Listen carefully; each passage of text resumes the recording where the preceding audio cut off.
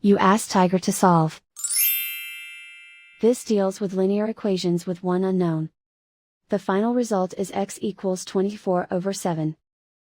Let's solve it step by step. Simplify the expression. Simplify the fraction.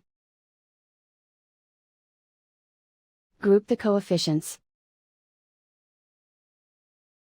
Convert the integer into a fraction.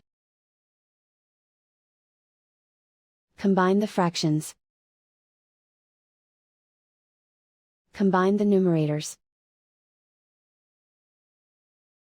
Group all constants on the right side of the equation. Add 12 to both sides.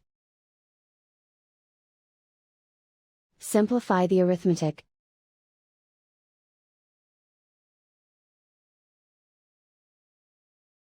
Isolate the x. Multiply both sides by inverse fraction 2/7. Group like terms. Multiply the coefficients. Simplify the fraction.